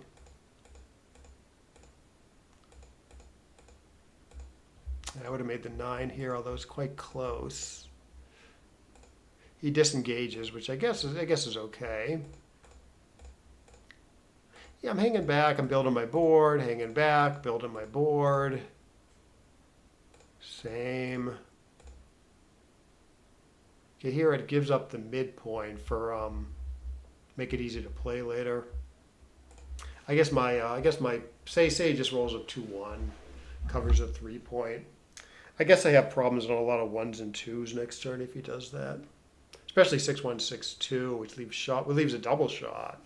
But also like 5-5-1, 5-2. I think I gotta like break my board or leave a double shot. So usually that's less. It's still pretty close play, because I mean you do want to keep your midpoint, but it's more of a factor here than usual because he has his 14 and his 13-point made. And then I just race and win, fine. Yeah, here it's a little cute play here. You duplicate. Normal thing maybe is 24 to 18. But it leaves him very diverse, right? He's hitting with 6s and 1s, and he's covering with 4s and 2s, and 3s if he hits with like a 1-3, 6-3, 3-3 or whatever. So you can do this, duplicate his 4s, right? 4s to hit, 4s to cover. Leave yourself a lot less exposed. There, yeah, it's a little confusing, but nothing better than hitting twice. Here you do split 24 to 22. You do move the back checker 24 to 22. And then it's close-ish between making the 7 and making the 1. But the computer does prefer making the 1 because you don't want the blot there, and it keeps a spare in the mid, I guess. And this looks like better structure, if not for the blot on the ace point. I wouldn't. This 1-1 looked. Oh no, I'm sorry. The 4-1 looked a little funny. Yeah, the 1-1 should be okay. He's just pure blitz now. Okay, really desperate for an anchor. I get it. I avoid the temptation of hitting just because it's too blotty and shoddy at this score where gammons only go one way. But even for the win, it likes the solid play. Yeah, it's a little dangerous to hit, but everything else is purely destructive. So you go for it. At least 2s are duplicated, right? 2s to hit here, 2s to hit here. And then he crushes me.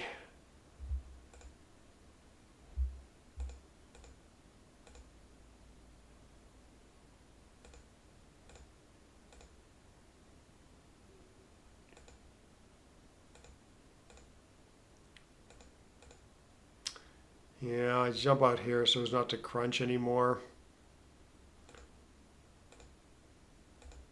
Bah.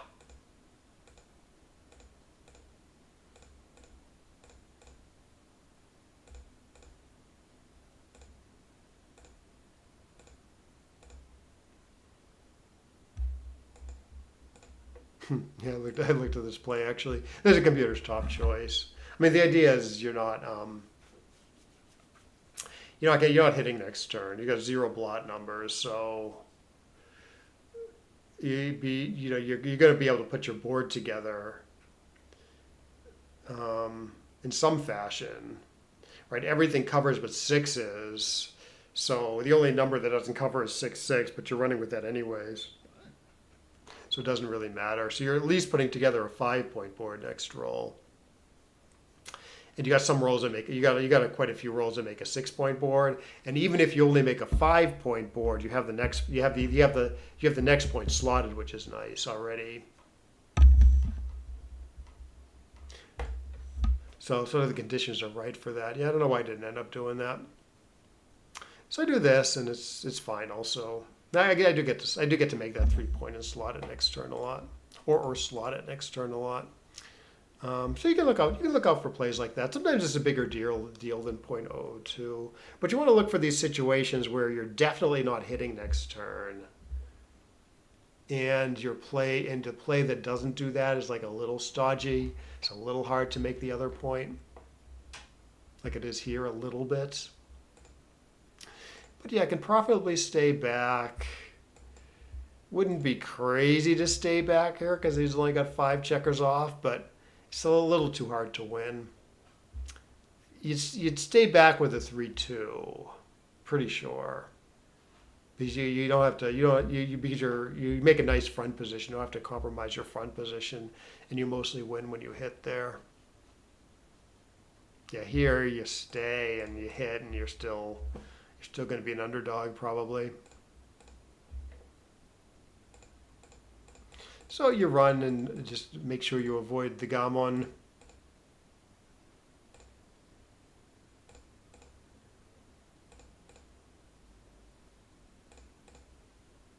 Yeah, I do run here. Even though it's a double shot, he's got this nice prime. Could get longer, and I'm escaping the last man, so this did seem pretty clear. Yeah, I'm just playing gingerly now. This board is awesome, and I'm up in the race. And I don't want to get gammoned.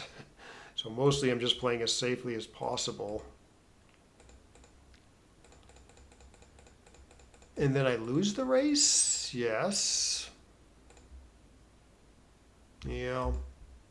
Yeah, bar 20 is okay at the score, but you're kind of splitting into an attack if you do that. And I'm down in the race huge, so not huge, but I'm down in the race by a lot. So I keep the anchor, get a good builder on the 16, and then he rolls 4 double 4s in a row, all of which are pretty productive. Jesus. And then another one a couple turns later.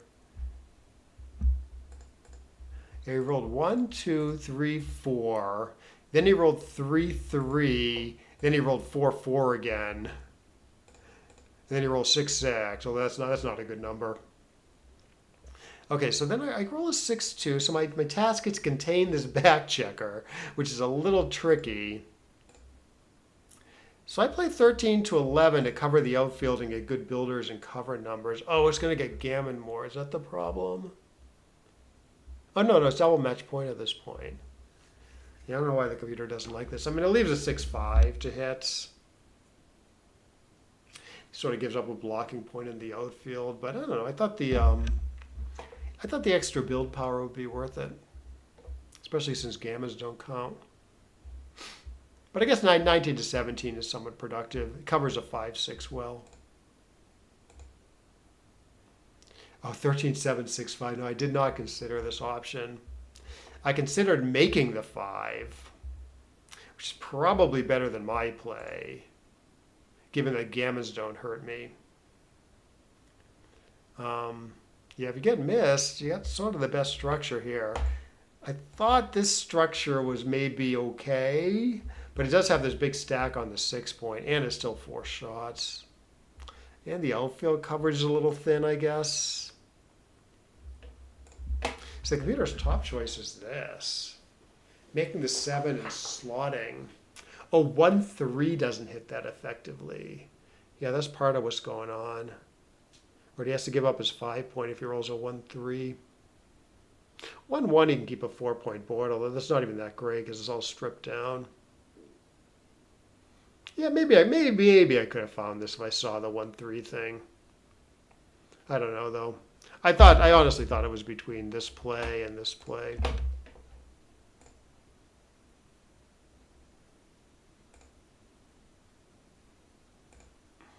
Anyways, I do got him blocked. I point on him, I hit him, and he wants to slot again. Yeah, I don't know about that. Yeah, it really wants to make that 5 point. Even though 13 to 12 I think is somewhat productive. Oh, awesome, 3-3, Jesus. Okay, I'm down in the race huge, so I slot the back of the prime. Not obviously, I regret this if he rolls exactly 2-6, but anytime he doesn't roll 2-6, I like having this spare here because I really do need to make the 6 prime. Oh, I did miss something here. Oh, I did miss something here. Yeah, 12 to 2. I felt like there was something else. So I saw 13 to 8 that makes a 6 prime, and I sort of jumped at it and then thought about the other 3. But no, there's this whole other idea where you play 12 to 2 squared. Very unusual. Very unusual to play 12 to 2 squared like this. So yeah, I just completely missed it. And then another problem was there was something else I was thinking about also. I was thinking about hitting loose like this, try to pick up another checker, which I guess I should have done, according to the computer. I was just worried about him rolling a 2, and then maybe I hit him and he anchors, and there's like extra complications. He does have 3 off though, so if I just close out 1 checker, he still has some winning chances. In fact, he has 14% winning chances here apparently after my bad 3-3 roll.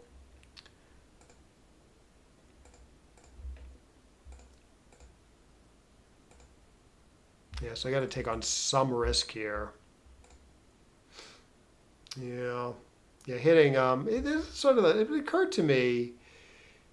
I mean, I wish I saw just I could make the 2 points. Hitting did occur to me. I just thought it was unnecessary complications, but given that he had 3 off, I guess they're necessary complications. 2 off, maybe you go the other way because you close them out and you're more of a favorites. That's at least closer. I mean, let's say you couldn't play 12 to 2 squared.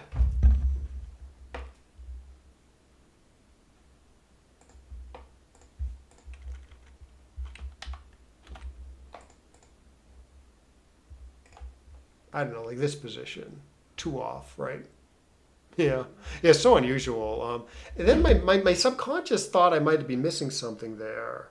Like I think after I picked up the dice, I wanted to go back and look, or maybe I did go back and look, but I still didn't see it. Okay, so you're not allowed to play 12 to 2 here. And now it's close between hitting and not, but it still likes hitting versus this.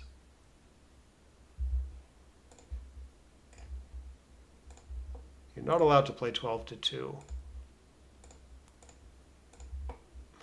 Okay, just one guy off, it swings it to liking not to hit. 13-7, 12 to 7 with a 6-5. Yeah, yes, because you almost never have a guy on your 12 point. But that comes up the most that I've seen, where that causes the most errors, is people overlook hits there. Like if you could hit 13 to 12 with an ace, or anything else, you've hit 18 to 12 with a 6. It's like early on in the game, he's given up his midpoint for some reason. Usually, often you miss it because you're not used to hitting on the 12 point in the early goings.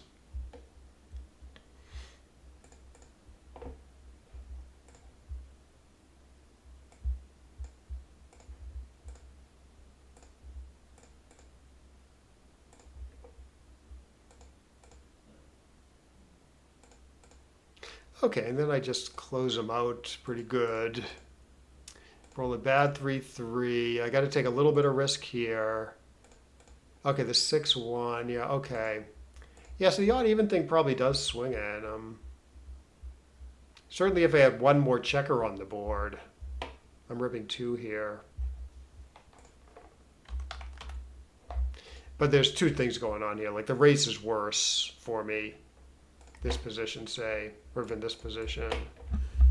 The 2 things are going on, right? The race is worse, and there's the odd even thing that's arguing for ripping a checker off. In other words, you want to leave yourself with an even number of checkers because you're probably going to bear off 2 every time, or you often bear off 2 every time. So here you rip 2. It's not close. Here it's okay to just rip 1 because you're playing a little safer. Because like 6-5 is safe, for instance, as opposed to 6-5 being safe here. But it's only a little safer because he enters over half the time.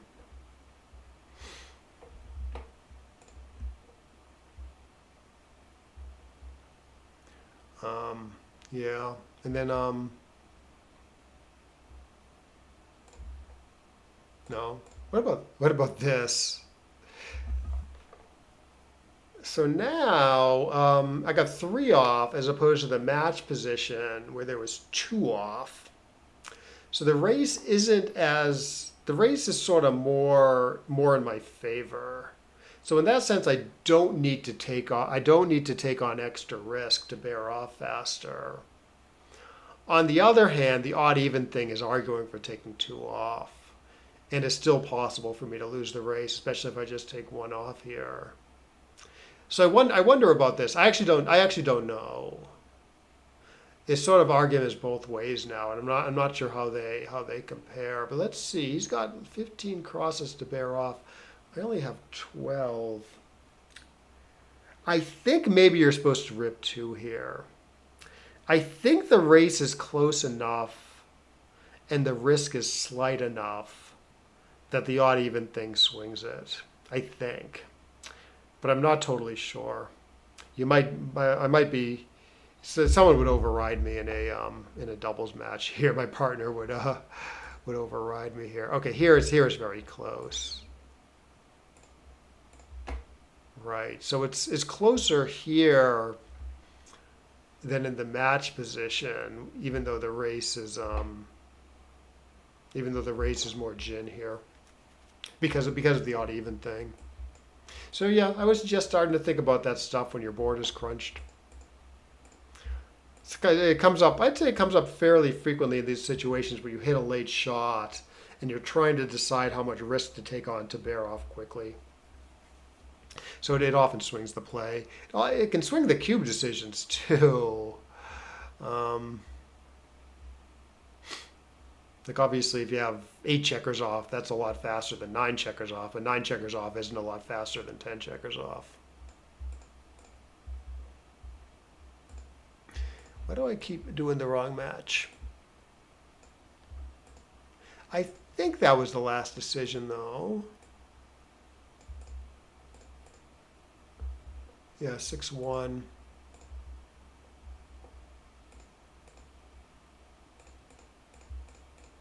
And then I win. Well, that's a shame that I made that one blunder. That was a little bit of an oversight.